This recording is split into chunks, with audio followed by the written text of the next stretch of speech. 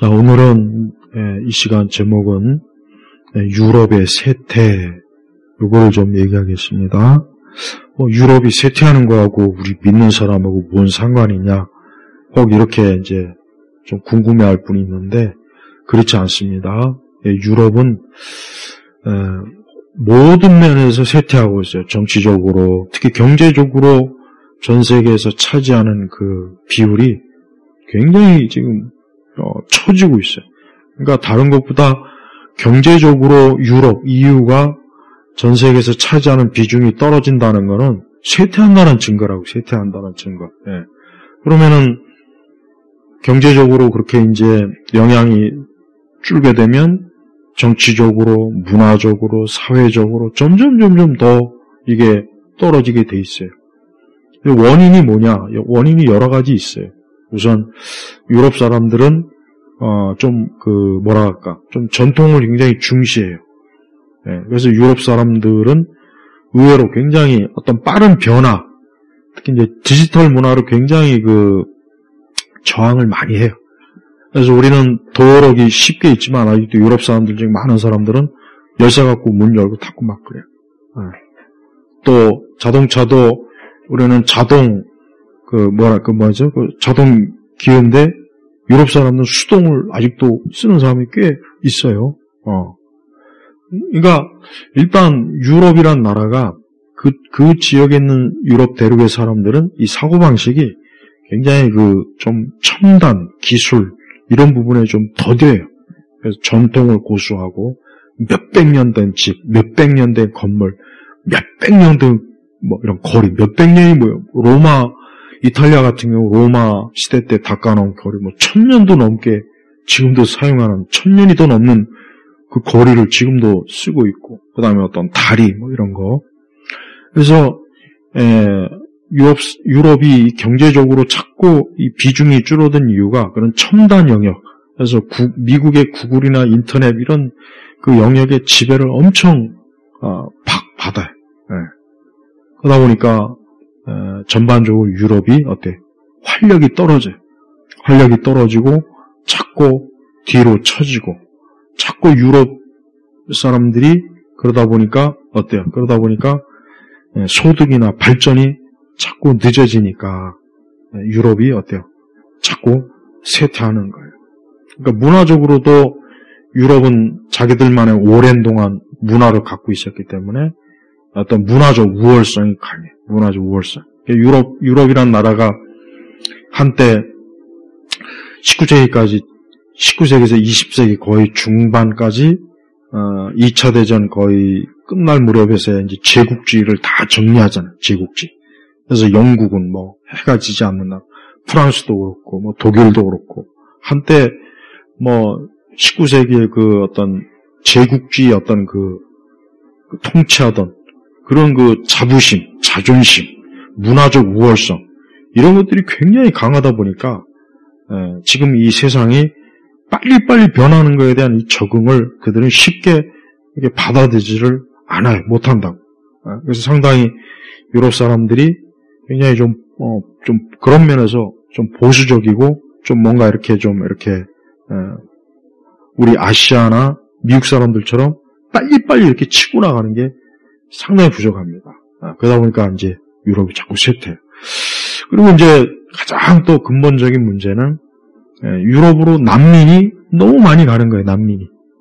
근데 이 난민이 많이 가면은, 근데 그 난민이 돈 많고, 지식이 많고, 기술이 좋고, 이런 첨단 기술을 알고, 의사나 학자나 무슨 교사나 이런 기술, 그런 사람들이 난민으로 많이 가면 좋지만, 그게 아니란 거예요. 거의 자기네 나라에서 살 수가 없는 어떤 내란이나 테러, 전쟁, 이런 여러 가지 때문에 살 수 없는 그 사람들이 유럽 지역으로 어때요? 그냥 마구 들어가는 거예요, 마구. 영국, 프랑스, 특히 아랍 계통이 많이 들어가요. 무슬림 계통이. 근데 문제는 그 사람들이 그런 자기들의 종교에 대한 그 완고함이 굉장히 세요. 반면에 유럽 사람들은 종교에 대해서 굉장히 관용적이에요, 관용. 누가 뭐 종교를 갖든 안 갖든 이제 뭐 그게 뭐 중요하냐. 각자 뭐 자기가 좋아하는 대로. 근데 난민들은 어때요? 이슬람, 특히 무슬림 종교가 굉장히 강하잖아요. 그러니 그게 동화가 되겠어요? 그러니까 이 유럽도 어쨌든 다문화 정책, 그래서 다양한 문화, 그래서 다양한 문화를 좀 조화롭게, 그래서 좀 이렇게 같이 잘, 그런 정책이나 그런 마음을 다 먹었지만 다 실패했습니다. 다 실패했고, 다 굉장히 어때요? 너무나 많은 사회적 문제.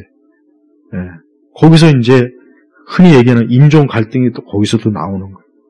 그러니까 우리가 유럽 사람들이 우리가 인종 차별을 자꾸 얘기하는데 그걸 잘 알아야 돼요. 인종 차별이라기보다는 다른 인종에 대한 뭐랄까 그 너무나 좀 문제가 많다 보니까 좀 다른 인종을 좀 이렇게 좀 거리감을 두는 뭔가 좀. 그러니까 그걸 이해 못하고 뭐 유럽 사람들이 막 뭐 차별을 많이 한다. 자꾸 그렇게 얘기하는데 그 왜 그럴 수밖에 없었는지를 또 사회적 요인을 알아야죠. 왜?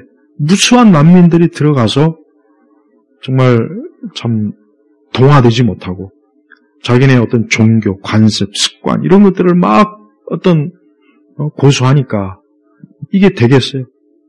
언어도 잘 배우려고 하지도 않고.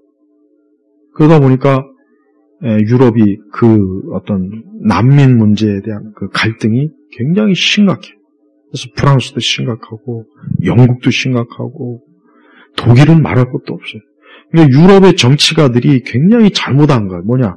유럽의 정치가들이 환상적인, 낭만적인, 지나친 관용, 그리고 또 그 밑바탕에는 이 좌파적 성향. 그 다음에 이제 말 그대로 68 혁명의 영향을 받은 그 사람들이 정치가가 돼가지고 좀 더 포용적인, 관용적인 그런 어떤 체제. 그러니까 그거를 이제 순수하게 받아들이지 못하는 또 그런 외부의 세력들, 내부의 세력들.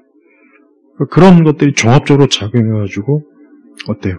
유럽이 굉장히 지금 쇠퇴하고 있어요. 점점 계속 미국하고는 미국, 아시아하고 점점 격차가 지금 벌어지고 있는 거예요. 그러니까 유럽이라는 나라가 무질서, 혼란, 어떤 사회적 안정이 자꾸 깨지고 툭하면 막 난민들이 막 일어나서 테러, 폭동 그런 게 많잖아요. 프랑스가 얼마나 또 그런 게 심해. 그리고 가장 근본적인 건 어쨌든 유럽이라는 나라 자체가 어때요? 종교적으로 오랜 동안 기독교의 그 털을 닦고 있는 것이에요. 근데 난민으로 온 사람들은 거의 대부분 무슬림이라고. 그럼 이게 역사적으로도 안 좋았잖아요. 십자군 전쟁도 그렇고. 이게 끝까지 어때요? 자꾸 충돌을 하는 거예요, 충돌. 근데 그 충돌이 그냥 가벼운, 그냥 별 큰 문제가 없는 충돌이라면 괜찮지만, 이게 굉장히 사회적으로, 정치적으로 굉장히 충돌이 커져버리니까 그게 국가적으로도 많은 어려움을, 또 경제적으로도 어려움을 주고 그러는 거예요. 그러니까 기독교 문명의 쇠퇴가 유럽이 쇠퇴하는 사실 가장 근본적인 원인이에요. 하지만 유럽 사람들은 프랑스 혁명 이후로 종교에 대한 이제 관용, 그리고 또 그 이후에 이제 유럽이라는 나라 자체가 어떤 합리주의, 이성주의, 계몽주의 등등 여러 가지로 실존주의 등 여러 가지로 이제 더 이상 기독교라는 종교 자체는 필요 없다. 그거 옛날 종교인데, 그러니까 기독교 종교 자체를 조금 더 아쉬워하지 않는 거예요. 우리 조상들이 한때 가졌던 종교다. 그러다 보니까 어떻게 해요? 난민들이 가지고 있는 강한 종교심하고 이제 더 이상 기독교의 종교심이 정말 굉장히 약해진 그 사람들하고 이게 충돌이 되면 누가 이길까요? 당연히 종교심이 강한 쪽이 이기게 돼 있어요. 뭐든지. 그러다 보니 이게 자꾸 연쇄적으로 충돌하고 차이, 어떤 문화적 차이, 관습의 차이, 그리고 또 난민들은 자신들의 종교를 그대로 자기들이 뿌리내린 거기에 그대로 이식시키려고 하니까 얼마나 문제가 크겠습니까? 그러니까 이게 그만 어때요? 어떻게 보면은 종교 전쟁이나 마찬가지야. 가만히 살펴보면. 그러니까 빨리 기독교가 지금 너무나 좀 쇠퇴해서 다시 회복될 기미가 안 보이잖아요. 그 대신 외부의 이 세력들은 굉장히 강한 종교심을 가지고 계속 밀려 들어오고 있고 그들이 뿌리를 내리고 있고 그들이 뿌리를 내리는데 그런 사회적 비용은 또 이런 유럽에서 각 나라에서 또 해야 되니까 거기에 어떤 비용도 많이 들고 거기에 얼마나 또 경제적인 좀 해가 많겠어요. 근데 이게 우리 한국도 인구가 줄고 있고 또 우리 한국도 그럼 어쩔 수 없이 외부에서 유입이 돼야 돼요. 이민이나 이런 것들. 그렇게 되면은 우리 한국은 뭐 유럽은 큰 대륙이라고는 하지만 우리는 또 좁잖아요. 거의 섬나라나 마찬가지 우리나라가 사실 뭐 북한하고 또 이렇게 경계에 있죠. 그럼 어떻게 되죠 우리나라는? 한순간에 잘못하면 우리 민족은 그냥 이게 그 정체성이라는 건 한순간에 무너지는 거예요.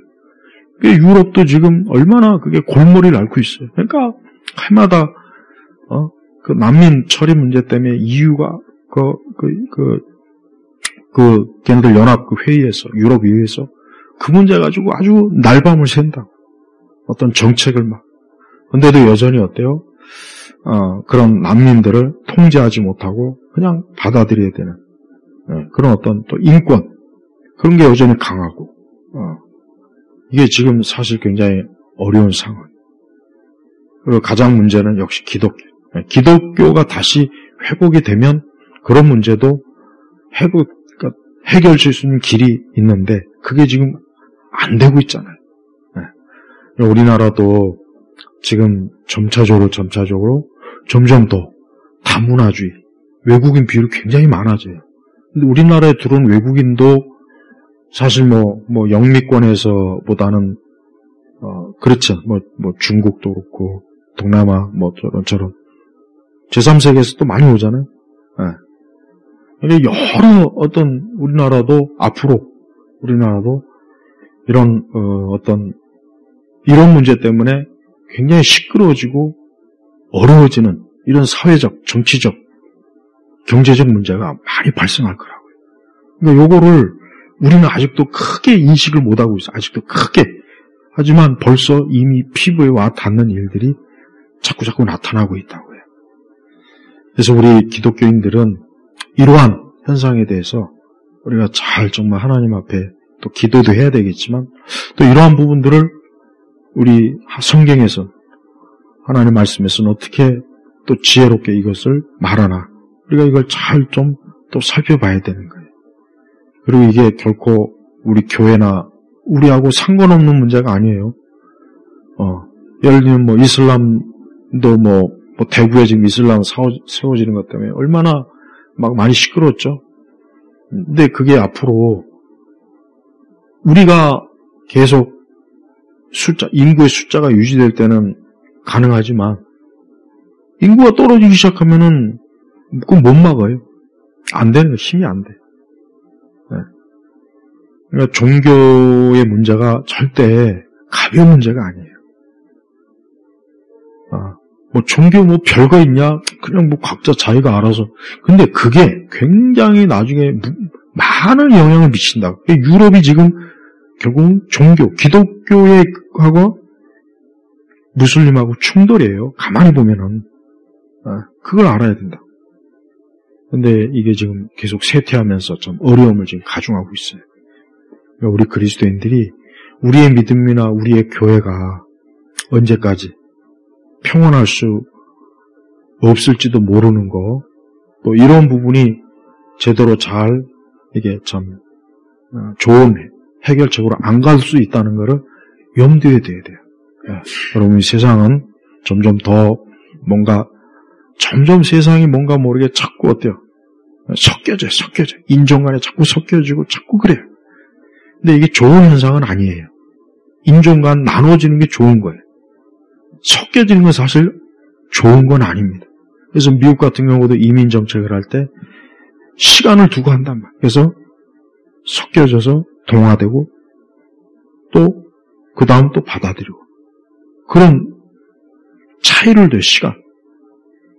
근데 그냥 유럽 같은 경우 갑자기 막 전쟁으로 막 이러면서 막 난민들이 아프리카에서 이쪽 옛날에 그 코소보 이런데 막 밀려 들어가니까 감당이 안 되네. 갑자기 막 나타나가지고 수십 척의 난민 배들. 그거 어떻게 해? 돌려보내지도 못하고 쫓아보내지도 못하고 거기서 막 눌러 살려. 그리고 계속 유럽에 가야 먹고 산다. 어쨌든 유럽의 경제나 체제가 안정돼 있으니까. 근데 지금 그게 막 흔들려요. 그래서 우리가 이런 부분들, 그 다음에 유럽 자체가 어떤 사회주의적 경제정책, 지나친 세금, 엄청나게 세금 많이 갔죠. 복지정책 때문에. 그러니까 이런 것들, 우리 한국 사회도 이런 모든 것들이 우리 한국 사회에 그대로 지금 밀려들고 유입되고 있다는 걸 꼭 알아야 돼요. 이게 남의 나라 문제가 아니라는 거예요. 특히 우리의 신앙, 우리의 교회, 우리의 믿음, 이게 참 앞으로 잘못하면 크게 어려울 때가 온다는 거 꼭 알고 있어야 됩니다. 자, 마치겠습니다. 하나님 아버지, 오늘도 귀한 주일에 예배와 또 하나님의 은혜 가운데서 하루를 지납니다. 이 나라와 또 앞으로 이 세상의 모든 일들은 하나님의 그 계획과 섭리 가운데 있사오니 우리는 기도하며 하나님의 선하신 뜻이 이루어지기를 참 바라보는 그런 하나님의 자녀들이 되게 하소서. 예수님의 이름으로 기도합니다. 아멘.